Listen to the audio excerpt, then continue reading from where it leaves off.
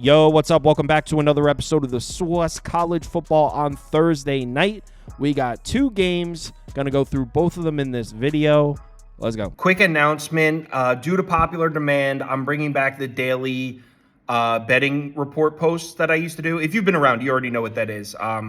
If you don't know what it is, I post. It's like a blog post, and it says, like, these are my bets for the day. This is what I have placed. I'm thinking about placing this. This is my favorite bet, blah, blah, blah. So I'm bringing it back. I've been asked like 25 times. The only difference is going to be, instead of doing a post for each sport, I'm just going to do one post that says like Kyle's betting report for the day or whatever I'll call it. And they'll be like, these are the bets I have down in this sport and this sport. So I'll post it every night before I go to sleep. So for those of you that have been asking for those, I'm bringing it back. Oh, and forgot one thing. So the open bets window isn't changing. This isn't replacing that. So if you've been just going on looking at the open bets window, you could still do that. That's fine. This is in addition to that. Welcome to the Swiss. The Swiss.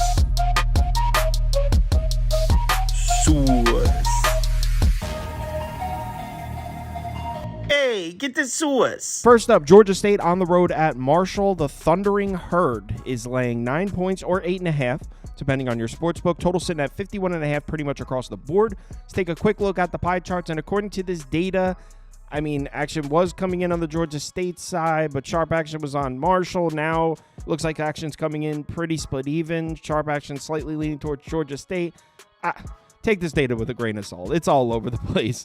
So as of right now, as I'm recording this, it looks like the tickets are about 50-50, money leaning towards Georgia State. So let's get into this matchup, and we'll start with the Georgia State offense. This is an offense that's looking to throw the ball. 7th in pass frequency so far this season. They're not terrible at it, but I wouldn't say they're good at it either. This offense is 64th in yards per play in the country. As far as the passing numbers go, 95th in yards per pass attempt this year, 87th in success rate per dropback. They are rated 59th in effective pass, so some advanced numbers do indicate that this is a decent passing attack. Christian Valaire has been okay, completing over 58% of his passes, 1,284 yards, 9 touchdowns, 5 interceptions. A 123 passer rating isn't great on the college football scale, but it's certainly not terrible. Georgia State on the season, this is their team numbers, just under 267 passing yards per game, 40.2% success rate per dropback, just 6.54 yards per pass attempt. Again, it's not terrible, but it's not great either. I don't like this matchup for him, though, because this Marshall pass defense, the numbers are being skewed from the Ohio State game. Yeah, Ohio State lit them up. It's Ohio State. In all of Marshall's other games, look at their pass defense numbers, allowing just 207.2 passing yards per game, 33.1% success rate per dropback, 6.08 yards per pass attempt. So if you take out the Ohio State game, this Marshall defense has played great against the pass, and they do have a pass rush, 32nd in pass rush grade, 9th in sack rate, 68th in pressure rate, so they are able to pressure the passer. I don't know if I would consider Marshall's defense against the pass good enough to just shut down Georgia State. I mean, this team throws the ball a lot. I'm sure they will make some plays, but as a whole, I don't love this matchup for them on the road here. And as far as running the ball, I mean, in their first 3 games, they were averaging just under 4.7 yards per carry, 41.6% success rate per rush, just over 153 rushing yards per game. But look at the last 2 games. Just 2 yards per carry as a team, 30.7% success rate per rush, just 43 rushing yards per game. And okay, the Old Dominion game, Old Dominion has a surprisingly good run defense this year. Georgia Southern really doesn't. So I don't expect much run support to be there for Georgia State, especially considering Marshall's done a great job defensively against the run. 3.66 yards per carry allowed this year, 153.6 rushing yards per game allowed. 44.9% success rate per rush actually isn't great.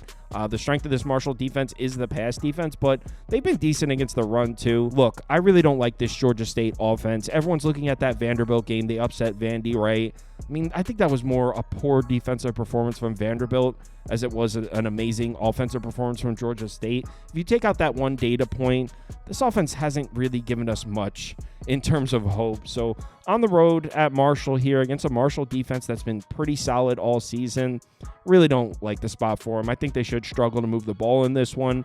But what about the other side? Let's talk about the Marshall offense. And not going to lie, I'm liking this new 2 quarterback system they're running with. On the season, they're 64th in yards per play, 68th in success rate. Rushing numbers are looking pretty good here. 19th in the country in yards per carry, 60th in success rate per rush, 55th in effective rush. Passing numbers don't look great. Back at 122nd in yards per pass attempt, 114th in effective pass. At home against Georgia State, you'd think they'd be able to run the ball here. Now, as far as the quarterback situation that I mentioned, I believe the starting quarterback is still technically Stone Earl.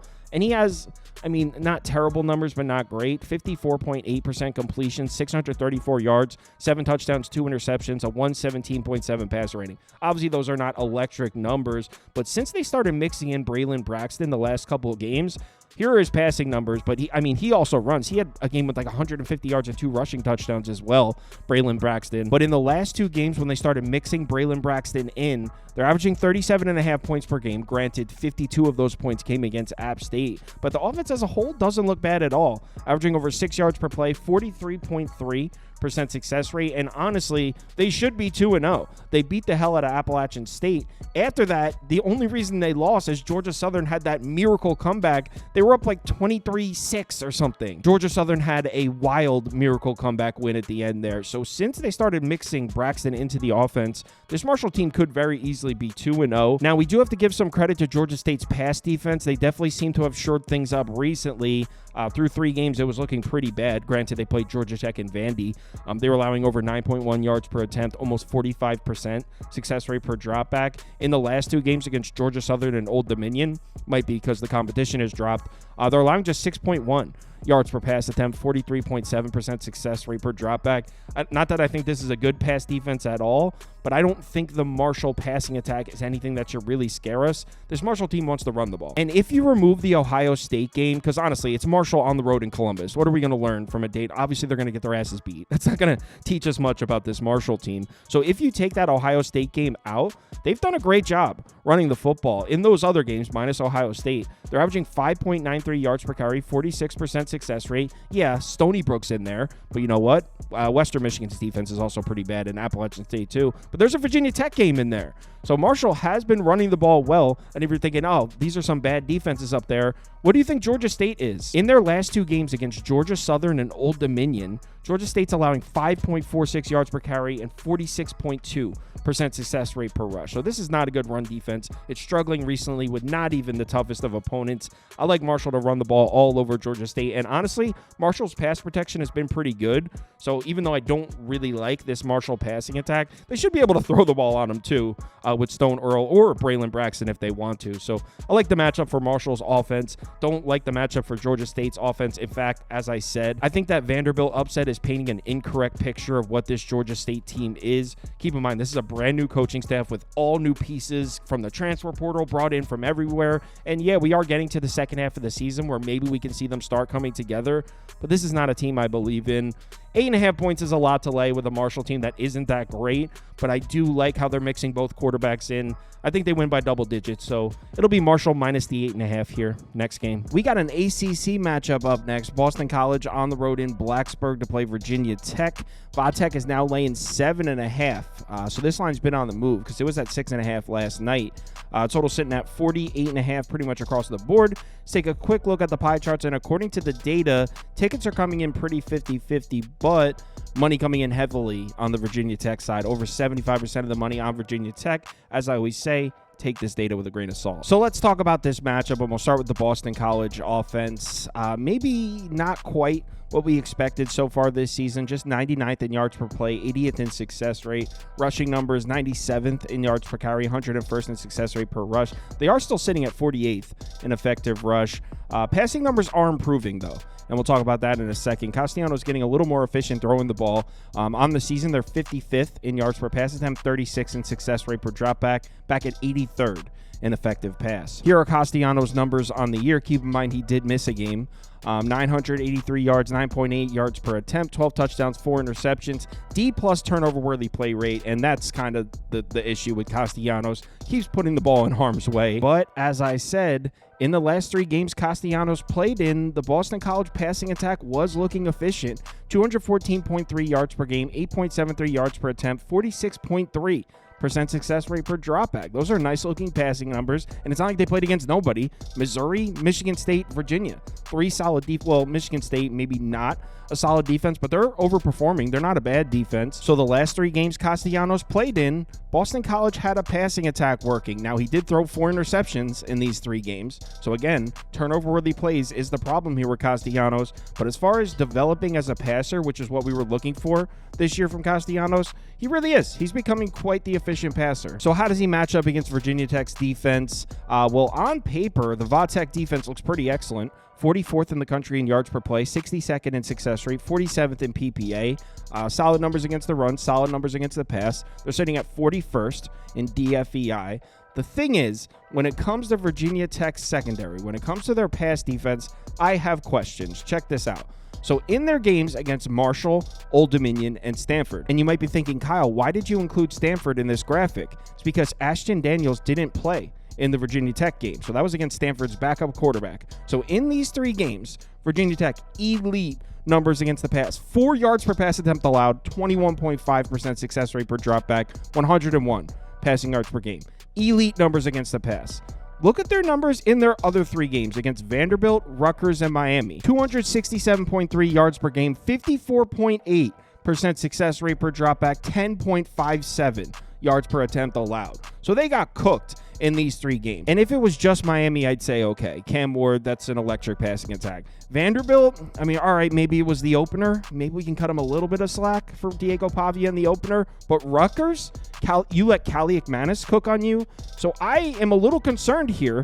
It seems like Virginia Tech has racked up these elite pass defense numbers against some really bad offenses, and Stanford with a backup quarterback. Want to know the end result of this? Well, they allowed 32.7 points per game in those 3, and they lost them all. 0-3 in these 3 games.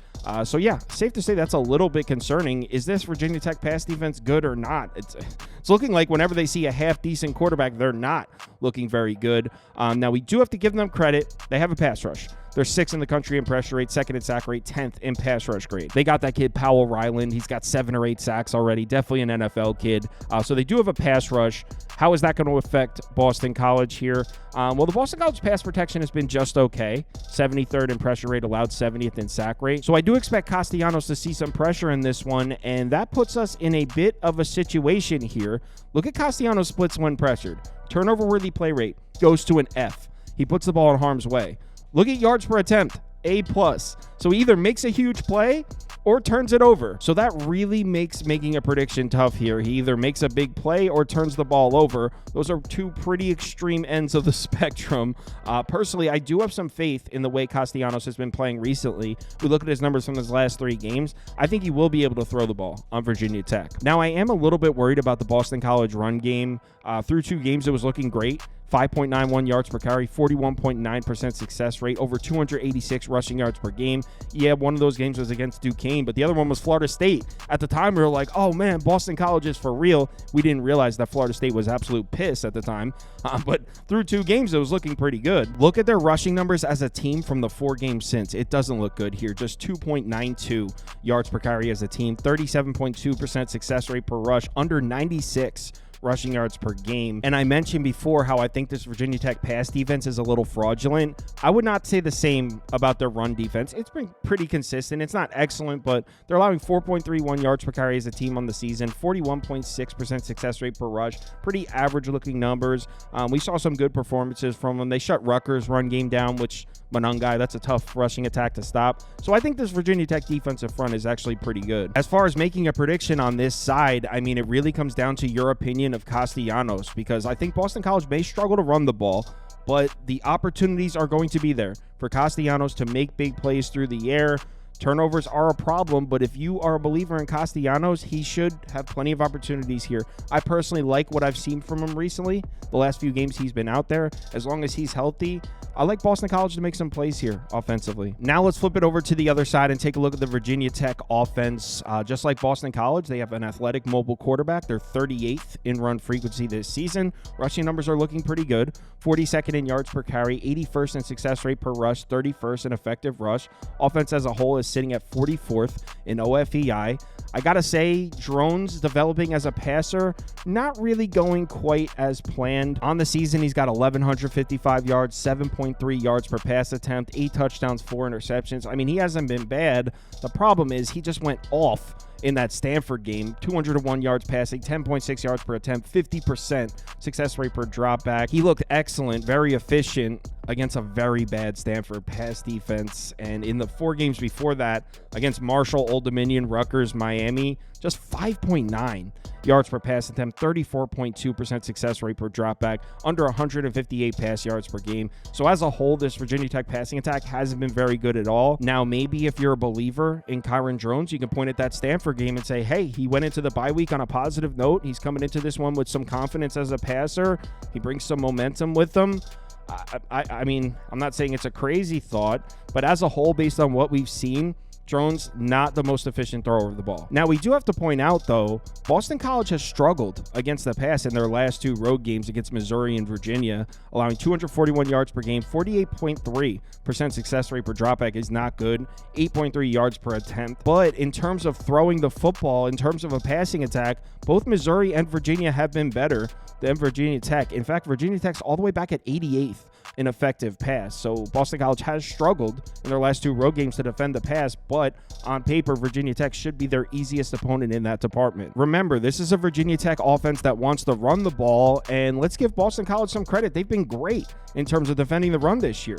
They're 25th in the country in yards per carry allowed, 12th in success rate per rush. They're sitting at 49th in effective rush. Their defensive line is doing a great job against the run, 29th in line yards, 32nd in stuff rate, 15th in run defense grade. It should be a challenge for this Virginia Tech offensive line. I've said it a number of times this year, this Boston College defensive front is good. Now, something we have to give to Virginia Tech here, we pointed at how Drones has been struggling as a passer, but that run game seems to be getting going.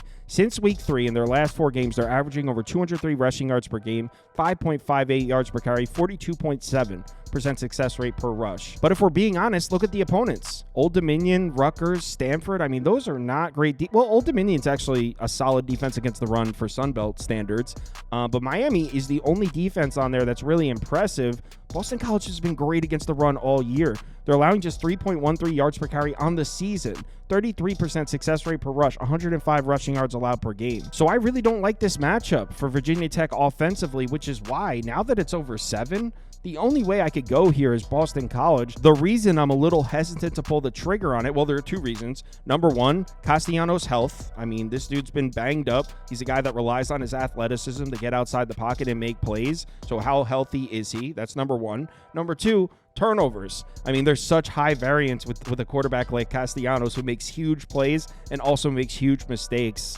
It could turn a close game into a double-digit game in the snap of a finger, so makes it really tough to place a bet. I personally think Castellanos is going to be able to make some big plays through the air. I think Boston College can play these guys tough. In my opinion, this should not be more than a touchdown. It should be closer to 4.5, if you ask me.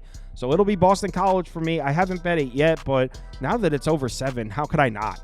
So Boston College plus 7.5. I'll let you know on the live show if I end up betting it, but as of right now, it's just a lean. Boston College plus 7.5. If you'd like to see all the bets I currently have open, head over to KyleKirms.com and click on open bets. You'll see all mine as well as everyone else on the staff here. Also, if you sign up to Sauce Network Plus, it comes with access to the Discord, and you can participate in the weekly betting league.